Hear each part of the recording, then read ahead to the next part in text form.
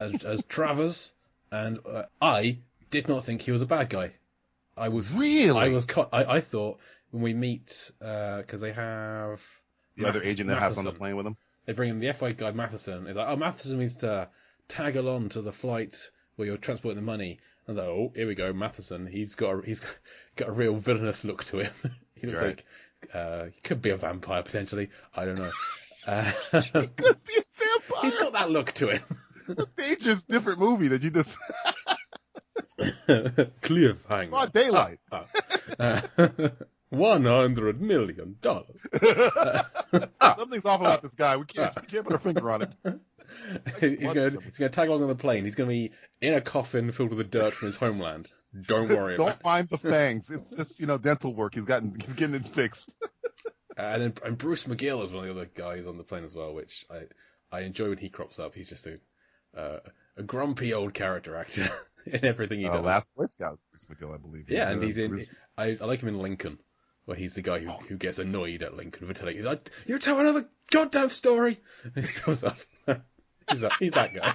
The highlight of his career. I was in a Spielberg movie where I got to yell at Lincoln. I mean, it might be. Everyone wants to yell at Daniel Day-Lewis at some point in their career. I feel like actors, non-actors, everyone just wants to have a go at doing that. So we meet those, and we meet Paul Winfield gets in, and Paul Winfield in the opening credits.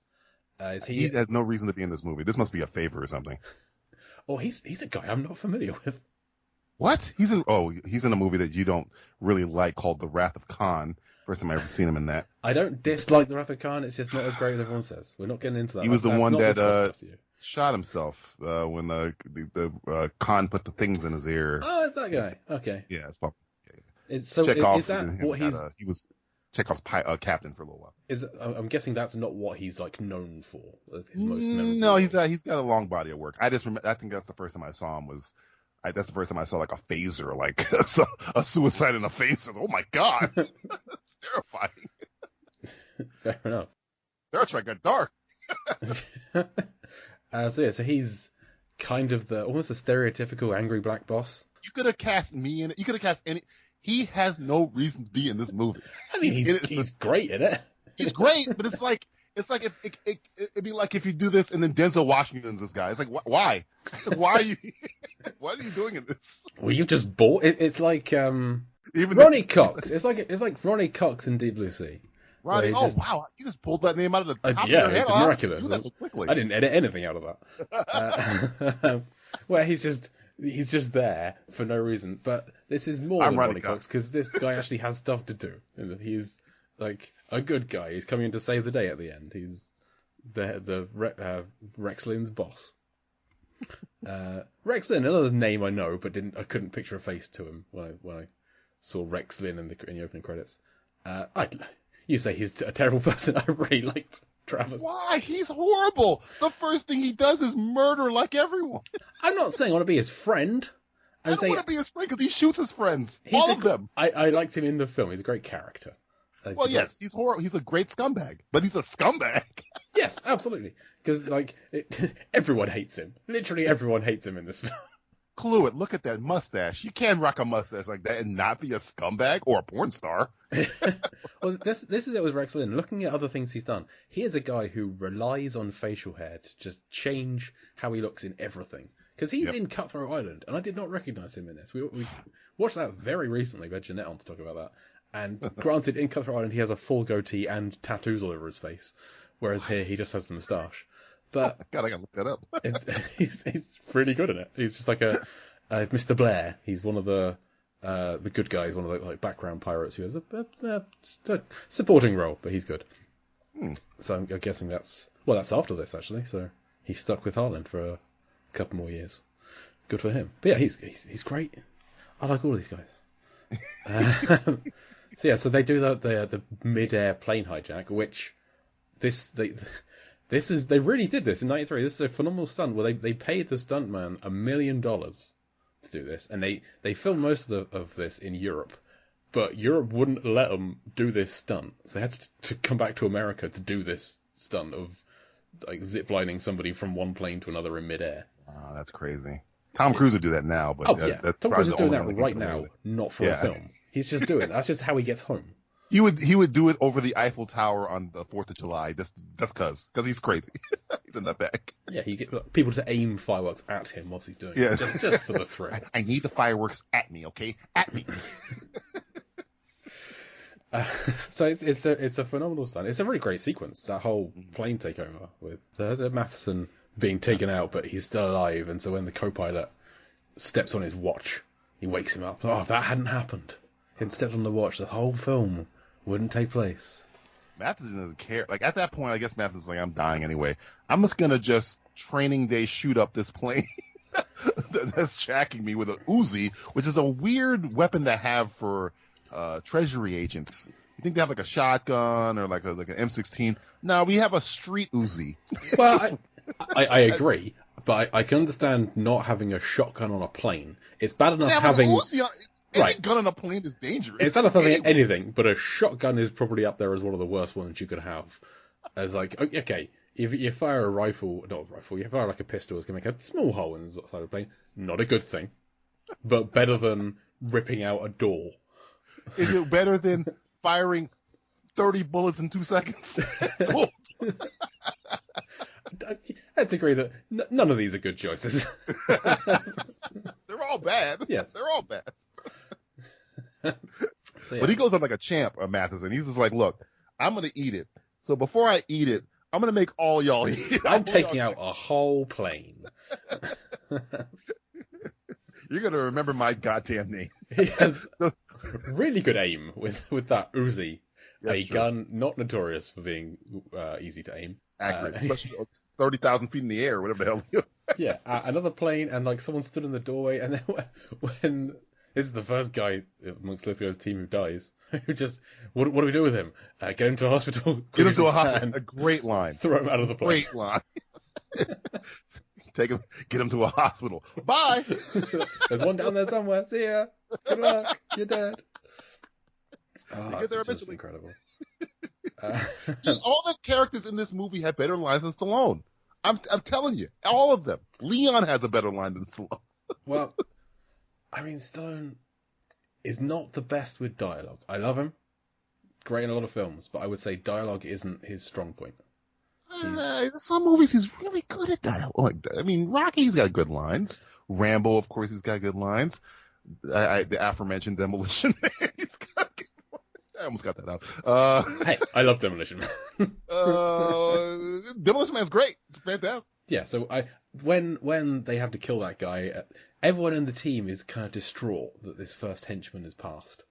Mm-hmm. Yeah, from that point on, they kind of drop one by one every 20 minutes, and no one cares after that. Everyone's just going to move on. I think one henchman dies, and they think it's Stallone. And I'm like, how would you think that? Aren't you missing a guy? Oh, that's the Avalanche. Yeah, I'm like... So yeah, so these guys crash. They make a bogus call, and Michael Rooker and Stallone begrudgingly come up and see them, and they're made to take them to where the suitcases are. And the first one is like 200 feet up a climb, and so they make Stallone climb up there, but they take his jacket and all of his gear and tie a rope around him, so he's basically got a free climb up vertically up a 200-foot. Damn near naked, cliff face, essentially, in like -3 degrees, right? Which is crazy. And when he gets to the top, they suddenly think, when he gets to the top, Lithgow is just making one bad decision after another in this film, where he's like, okay, when he comes down, shoot him. He says within earshot of Michael Rooker. Right. Dumb. So Rooker yells up and says, they're going to kill you. And then Stallone doesn't try and run away. They decide, oh no, he's going to try and run away. So they start pulling on the rope and firing rockets up at him. Because these guys are just giant dummies who've never heard the word avalanche before. They're not the best at negotiation, because we'll get to it at the end, but Lithgow's negotiation skills, not great. Terrible. In this movie. Like, how would you don't do that.